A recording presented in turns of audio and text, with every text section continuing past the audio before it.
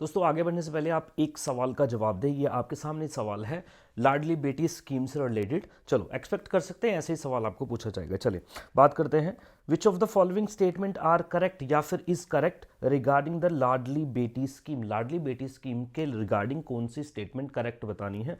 Number one, statement number one है it covers the education of girl child. एक बच्ची की एजुकेशन को कवर करता है, यानी कि सरकार एजुकेशन के लिए पैसा दे रही है। ये स्टेटमेंट पहला है। दूसरी statement, minimum age for this scheme benefits. कम से कम इस स्कीम के बेनिफिट लेने के लिए, ठीक है जी, 21 ईयर्स की एज लड़की की होनी चाहिए। मतलब ये कि उसको मे बी हायर स्टडीज़ के लिए पैसा वैसा मिल रहा हो, ये भी हो सकता है। उम्र इसमें कितनी है एलिजिबिलिटी, 21 ईयर्स। तीसरा, in case of death of a girl child. एक बच्ची की अगर डेथ हो जा रही है बच्ची की, उसके जो भी बेनिफिट्स उसे मिलने थे अब वो किसको दिए जाएंगे, उसके पेरेंट्स को दिए जाएंगे। ये तीसरी स्टेटमेंट। 1 मिनट के लिए सोचे और आंसर दें, ठीक है जी। ये 3 स्टेटमेंट है। कौन सी स्टेटमेंट आपको बताना है? क्या पहली स्टेटमेंट ठीक है, क्या सिर्फ और सिर्फ दूसरी स्टेटमेंट ठीक है, क्या पहली दूसरी तीसरी सारी स्टेटमेंट ठीक है, क्या पहली और दूसरी स्टेटमेंट ठीक है। चलिए तो दोस्तों इसका करेक्ट आंसर अगर मैं आपको बताऊं तो है ओनली 2, ओनली 2, ठीक है। क्योंकि ये ना तो एजुकेशन को कवर करती है, एजुकेशन को कवर नहीं कर रही। एज ठीक है, 21 ईयर्स की एज होनी चाहिए इसके बेनिफिट लेने के लिए। और तीसरे, इसके बेनिफिट्स किसी और को नहीं मिल सकते। तो दोस्तों ये थे इसके कुछ फीचर्स जो हम आगे पढ़ने वाले हैं। दोस्तों वेलकम, मेरा नाम है रेमो, आप देख रहे हैं स्टडी नॉर्म्स। दोस्तों पहली बार आए हैं तो चैनल को सब्सक्राइब आप कर सकते हैं अगर आपको ये वीडियो अच्छी लगी। आपको डिफरेंट एग्जामिनेशन से, कॉम्पिटेटिव एग्जाम्स के इंपॉर्टेंट कॉन्सेप्ट्स मैं देता रहता हूँ, पढ़ाता हूँ, आपको जीएस पढ़ाता हूँ, ठीक है। तो अगर आपको अच्छा लगे तो वो आप देख लें। चलो बात करते हैं स्कीम की। देखो दोस्तों बड़ी सिंपल स्कीम है, बड़ी सिंपल स्कीम है। कुछ इसमें मत्था मारने की आपको ज़रूरत है नहीं, 2 मिनट में समझ जाओगे, ठीक है जी। विदाउट डिले और बिना आपको दिमाग खराब किए हुए चलो बात करते हैं स्कीम की। What is scheme? Number one, ये एक Jammu and Kashmir sponsored scheme है, सोशल असिस्टेंट स्कीम है। सोशल असिस्टेंट का मतलब दोस्तों सामाजिक, ठीक है, आर्थिक कुछ हेल्प कर देनी। और ये कौन इसको स्कीम का कौन स्कीम बनाएगा? ये Jammu and Kashmir government. Jammu and Kashmir government यानी कि state sponsored scheme. State sponsored schemes जो होती हैं आपके एग्जामिनेशन के लिए इंपॉर्टेंट होती हैं, कोई भी एग्जाम हो, ठीक है। फीमेल सुपरवाइजर का एग्जाम में तो डायरेक्ट दी गई है, डायरेक्ट दी गई है आपकी लाडली बेटी स्कीम। चले बात करते हैं। मेंट किसके लिए बनी? For newborn girl child, newborn girl child, ठीक है जी। UT of Jammu and Kashmir and Ladakh, Ladakh भी आएगा, ठीक है। जम्मू एंड कश्मीर भी कवर कर रहा है, लद्दाख भी कवर कर रहा है। चले जी। और वो जो न्यू बॉर्न बेबी है 1 अप्रैल 2015 दोस्तों, बिकॉज ये 2015 को स्टार्ट हुआ था, 2015 को शुरू हुआ था। आपको सवाल पूछेगा बताओ कब शुरू हुआ? 2015। कब शुरू हुआ? 2015। तो 2015 को शुरू हो रहा तो उससे पहले लड़कियों को थोड़ी कवर कर लेगा, उसके बाद वाली को ही करेगा। वही बोल रहा है, या तो 1 अप्रैल जब ये स्टार्ट हुआ 2015 को तब वो लड़की का जन्म होना चाहिए, या उसके बाद में जितनी लड़कियों को जन्म होगा ये उनको कवर करेंगी बस, उनको, उनसे पहले वालों के नहीं। सवाल आपको एक बनेगा ऑब्जेक्टिव्स के ऊपर। ऑब्जेक्टिव क्या? ऑब्जेक्टिव है, ऑब्जेक्टिव क्या है? चलो जी ऑब्जेक्टिव देखते हैं। The objective of the scheme is to arrest the declining female sex ratio. देखो दोस्तों आप देखेंगे सेक्स रेशियो जो है इंडिया में वैसे तो बढ़ रही है, बट किन किन इलाके में घट भी रही है, ठीक है जी। सेक्स रेशियो, नाउ एक सवाल आपको बन जाएगा सेक्स रेशियो। सेक्स रेशियो क्या है जल्दी से देखते हैं, ठीक है जी। सेक्स रेशियो है number of females, number of females पर 1000 मेल्स, पर 1000 मेल्स। अगर एक इलाके में 1000 लड़के हैं तो उनके कंपैरिजन में लड़कियां कितनी हैं? अगर लड़कियां कम हैं, मान लो 1000 लड़की हैं तो लड़कियां हैं अगर आप मान लो जी 870, तो इसका मतलब ये है कि लड़कियां वहां पे खतरे में हैं, ठीक है जी। कहीं ना कहीं आप देखेंगे उनको मारा जा रहा होगा, कहीं ना कहीं फीमेल इन्फेंटिसाइड हो रहा होगा। इन सब चीज़ों को देखते हुए, ठीक है। अब इसके कई सारे कारण हो सकते हैं दोस्तों, कई सारे कारण। सबसे बड़ा कारण यह है कि बच्चे की जब शादी करनी होती है लड़की की तब बड़ी प्रॉब्लम होती है। ये उसी को कवर कर रहा है, ये उसी को कवर कर रहा है। चलो जी, बोल रहा है डिक्लाइनिंग फीमेल सेक्स रेशियो जो है हमारे पास। The scheme further intend to ensure, scheme ये भी इंश्योर करेगी that the girl child does not become a burden, ठीक है जी, to reduce the burden of parents. बन सकता है पॉइंट, बन सकता है, ठीक है जी। बोल रहा है ये स्कीम पेरेंट्स के बर्डन को रिड्यूस करेगा, बिल्कुल करेगा जी। चलो जी, फॉर द पेरेंट्स और guardian eight the time of her marriage, very important, ये पॉइंट याद रखना है, ये मैरिज से रिलेटेड पॉइंट है, जो मैरिज से रिलेटेड पॉइंट है ये काम का चीज़ है। तो ये जो स्कीम है ना, ये शादी के लिए ही पैसे दे रही है। जब एक बच्चे की शादी होगी ना, उसको कुछ असिस्टेंस जो है ये सरकार की तरफ से मिलेगी। आपको पूरा समझना पड़ेगा, वीडियो में बने रहें। देखो दोस्तों, ये स्कीम का जो प्रोसेस चलेगा ये 2 फेजेस में चलेगा। कितने फेजेस हैं? अगला सवाल, अगला सवाल, अगला सवाल, ठीक है जी। ये स्कीम जो है लाडली बेटी स्कीम कितने फेजेस में चलती है? आप बोलेंगे 2। Number 1 phase 1, phase 2, phase 1 and phase 2। देखो दोस्तों मेरी बात समझना, मान लो आज 2023 है, सॉरी 2024 है, ठीक है जी, 2024 है। आज एक बच्ची का जन्म हो गया, एक बच्ची का जन्म हो गया। इस बच्ची को एनरोल कर लिया जाएगा इस स्कीम के लिए, ठीक है जी। कराएगा कौन? उसके पेरेंट्स कराएंगे। कराएगा कौन? उसके पेरेंट्स कराएंगे। अभी आगे आपको समझ आएगा ये कैसे चलेगा। पहले 2024 से 14 साल तक एक फेज, मतलब 14 साल का पहला फेज। ये देखें, फेज 1 रेकरिंग डिपॉजिट, अभी बताता हूं रेकरिंग डिपॉजिट क्या होता है। 14 साल के लिए चलेगा। Having date of completion as 1 month after the last installment, छोड़ दें इसको, कुछ नहीं पढ़ना आपको। पहला फेज कितने साल के लिए चलेगा? 14 साल के लिए चलेगा। दूसरा फेज, जब दोस्तों ये 14 साल कंप्लीट हो गए, देन आप देखेंगे 7 साल के लिए एक और फेज चलेगा। 7 साल के लिए एक और फेज चलेगा। 14 और 7 कितने हो गए दोस्तों? 21। 14 और 7 कितने हो गए? 21। तो 21 साल का टर्म है। सवाल नंबर 1 आपको ये पूछ लेगा कि बताओ ये जो लाडली बेटी स्कीम है इसमें, ठीक है, इसमें कितने फेज हैं? 2। कुल मिला के कितना टाइम ड्यूरेशन है इस स्कीम का? आप बोलेंगे 21, ठीक है जी, 21। आज इस बच्चे का जन्म हुआ, ये स्कीम में एनरोल कर दिया, 21 साल के बाद उसको ये बेनिफिट्स मिलेंगे। 21 साल, तो वो सवाल आया था ना मिनिमम एज कितनी होनी चाहिए? 21, तो 21 साल, ठीक है जी।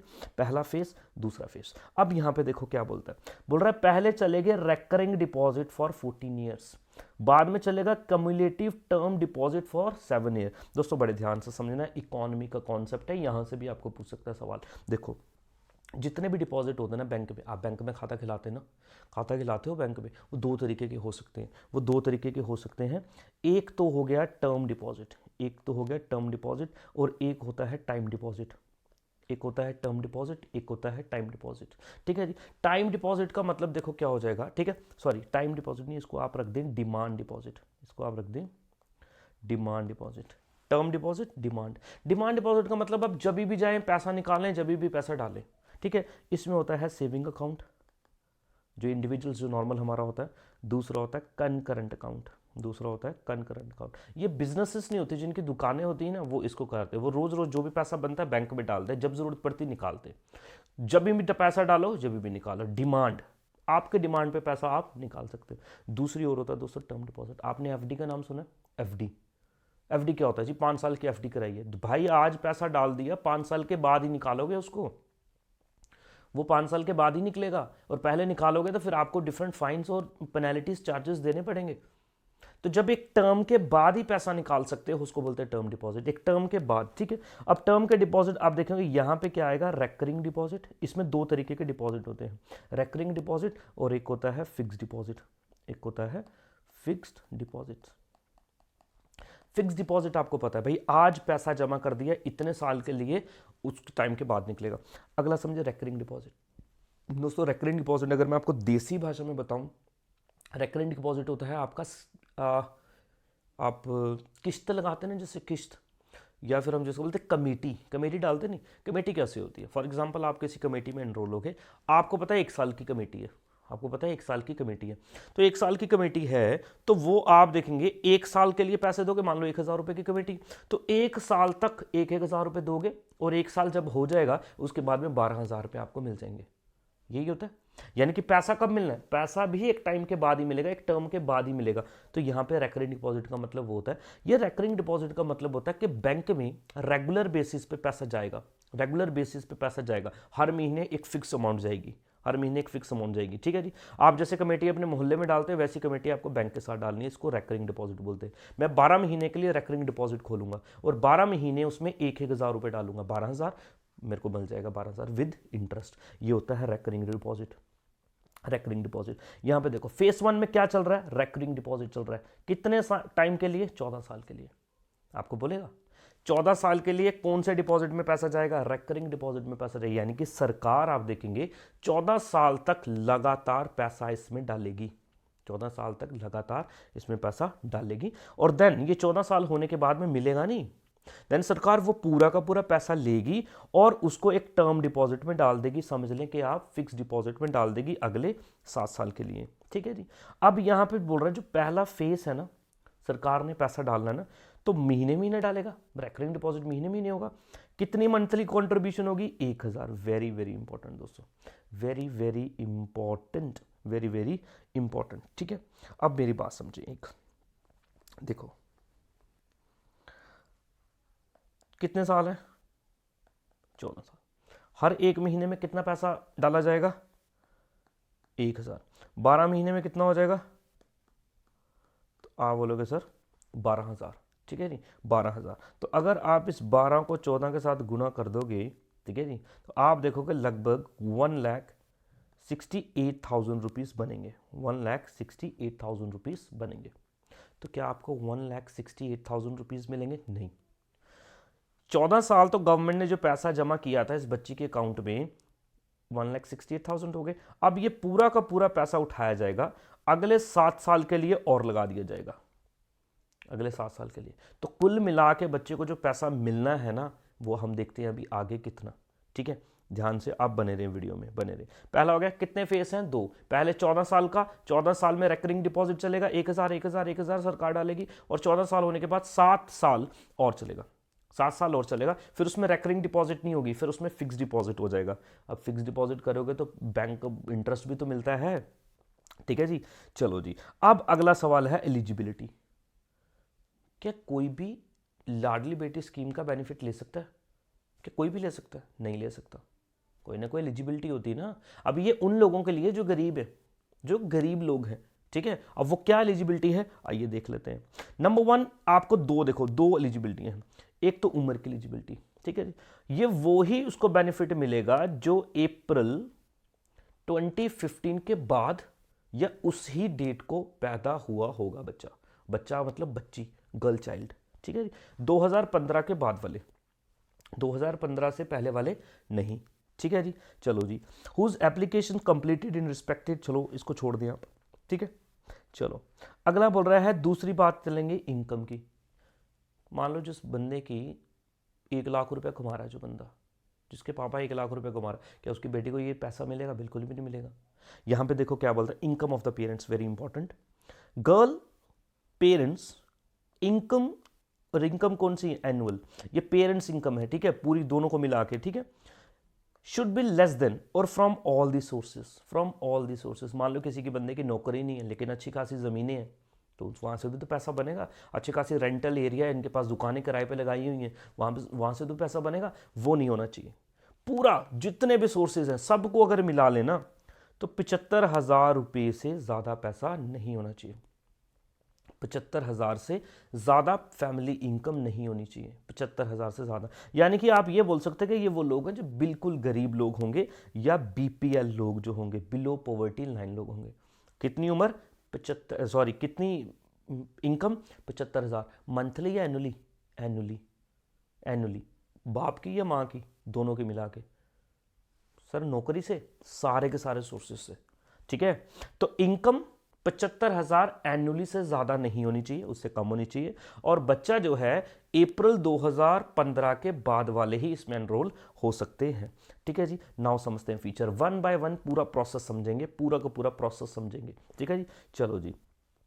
देखो, recurring deposit account under this scheme shall be open by a natural और legal guardian of the girl child. Number 1, एक बच्ची का जन्म हुआ, सबसे पहले उसका एक अकाउंट खोला जाएगा, सबसे पहले उसका अकाउंट खोला जाएगा। अब बच्ची तो छोटी है, बच्ची तो नहीं खोल पाएगी, तो कौन खोलेगा?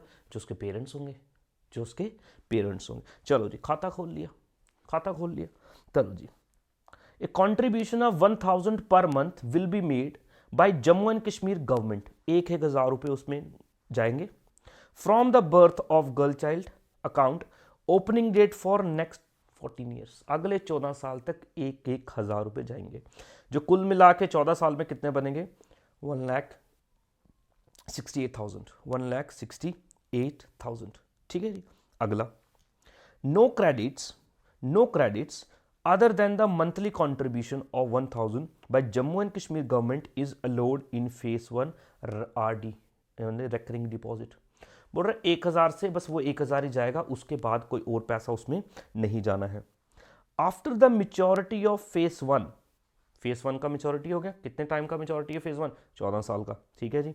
The account will be graduate to phase second, now उसको फेज सेकंड में लेके जाया जाएगा, जो होगा क्यूमुलेटिव टर्म डिपॉजिट, एक फिक्स डिपॉजिट होगा, ठीक है जी।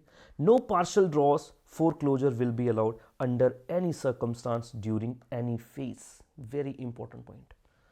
मान लो जी गवर्नमेंट पैसा जमा कर रही है बच्ची के अकाउंट पे, भाई इसके बाप का दिल कर रहा है ये थोड़ा पैसा निकाल लेते हैं, हमारा ही पैसा, तो वो आप नहीं निकाल पाओगे। पार्शियल पेमेंट नहीं अलाउड, विदड्रॉ नहीं कर सकता बंदा। 21 साल के बाद ही विदड्रॉ होगा, एलिजिबिलिटी 21 साल है, उसके बाद ही विदड्रॉ होगा, और वो भी उसकी शादी के ही टाइम होगा, ठीक है।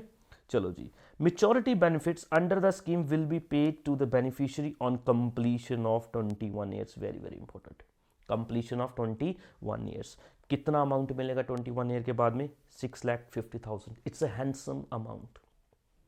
एक गरीब बंदे के लिए ये अच्छी अमाउंट है, इससे उसकी बड़ी अच्छी शादी हो जाएगी बच्ची की, और ये उनको बहुत ज़्यादा बेनिफिट मिलेगा, ठीक है जी। अब बर्डन कम हो जाएगा इनके पेरेंट्स पे। चलो जी, लाडली बेटी है तो हम उसको स्कीम के अंदर डाल देंगे, तो टेंशन नहीं होती है कि हाँ भाई शादी की जो टेंशन होती है वो ख़त्म इनकी हो जाएगी। Now nomination facility will not be applicable in scheme in an unfortunate event of death of a girl child. The amount will be closed immediately and the balanced amount along with interest accrued will be revert to the Union Territory of Jammu and Kashmir and Ladakh. Very important point. बोल रहा अगर by chance बच्ची की death हो गई, ठीक है जी, मे भी ना हो, 21 साल से पहले इस बच्ची की डेथ होगी, तो क्या होगा? पैसा सारा का सारा गवर्नमेंट को वापस। ये नहीं है कि इसका पेरेंट्स बोलेगा जनाब मेरी बच्ची मर गई मेरे को दे दो पैसा, वो नहीं होगा, ठीक है जी। कि पेरेंट्स चले गए जी पैसा आप ले लेते हैं ना, वो पैसा कहाँ चला जाएगा? गवर्नमेंट के पास वापस चला जाएगा। वही सवाल मैंने ऊपर पूछा था, क्या इसके बेनिफिट्स इसके पेरेंट्स को मिल जाएंगे अगर बच्ची की डेथ हो जाए? कभी भी नहीं मिल जाएंगे, ठीक है जी। चलो जी आगे देखते हैं। In event of death of beneficiary before she attain the age of 21 years, the amount in the recurring deposit term deposit continued to be closed before maturity। अच्छा ये वो हमने पढ़ लिया इसको। the account open at particular branch, very important point। जिस भी branch में अकाउंट खोल लिया, ठीक है जी। फॉर एग्जांपल के लिए मैंने ब्रिहाड़ी ब्रांच में अपना अकाउंट खोल लिया, ठीक है जी। चलो जी, branch may not be transferred to any other branch even if the girl child in whose name account stand shifts to place other than the city, ठीक है जी, locality where the account stands, ठीक है मेरी बात। चलो जी, तो जहां पे अकाउंट है वहां पे रहेगा, ठीक है जी। चलो जी, to a place other than the city और locality where the account stands, जहां पे अकाउंट स्टैंड करता है वहीं पे रहेगा। चलो जी, द बेनिफिशियरी पेरेंट और guardian of beneficiary shall produce life certificate of the beneficiary, very important, girl child certified by the gazetted officer और by the principal of school college where she is enrolled before the concern bank branch after 3 years at the time of maturity, ठीक है जी। तो वो document भी उनको पेश करना पड़ेगा जी, हमारा बच्चा जिंदा है। वो कैसे पता लगता है? हमारे पास राशन कार्ड वगैरह ये सारी चीज़ें होती हैं, ठीक है। इतना इंपॉर्टेंट पॉइंट नहीं है। As scheme is aimed at households having annual income is less than 75,000, ठीक है जी। चलो जी, the TDS shall be deducted as long as the guardian beneficiaries from 15G 15H every year and has valid PAN card. छोड़ें, कुछ काम की नहीं है, कुछ काम की बात नहीं है। अब देखें मेरी भाई बहनों, अब समझो थोड़ी सी बात। Blank page. सवाल, मेच्योरिटी एज कितनी है? आप बोलेंगे 21 साल। कितने फेसेस में स्कीम चलेगी? आप बोलेंगे 2 फेसेस। पहला फेज कितने टाइम चलेगा? आप बोलेंगे 14 साल। दूसरा फेज कितने टाइम चलेगा? आप बोलेंगे 14 से लेके 21 साल, यानी कि 7 साल का ये फेज चलेगा। क्या पार्शियल विथड्रॉ अलाउड है? पार्शियल विथड्रॉवल अलाउड है, मतलब क्या टाइम से पहले पैसा निकाला जा सकता है थोड़ा बहुत? नहीं, कभी भी नहीं। अच्छा जी, अगर इस बच्ची की डेथ हो गई, इफ द चाइल्ड डाइज, तो पैसा मिलेगा इसके पेरेंट्स को? नहीं मिलेगा। स्कीम कौन चला रही है? सेंट्रल गवर्नमेंट स्कीम रन कर रही है या स्टेट गवर्नमेंट कर रही है? आप बोलेंगे स्टेट गवर्नमेंट कर रही है, स्टेट गवर्नमेंट कर रही है। क्या आज इस एक्स ब्रांच में खाता है ये वाला लाडली बेटी स्कीम वाला, क्या ये वाई ब्रांच में जा सकता है? आप बोलेंगे नहीं जा सकता। ठीक है जी, चलो जी, आप बोलेंगे नहीं जा सकता। चलो, तो ये कुछ इंपॉर्टेंट पॉइंट्स हैं। होप आपको बड़े अच्छे से समझ आ गया होगा। आई एम श्योर कि आपको आएगी अच्छे से समझ। लाइक करना है, कमेंट भी करना है, शेयर भी कर दिया करो। ठीक है जी, चलो जी, thank you, have a nice day.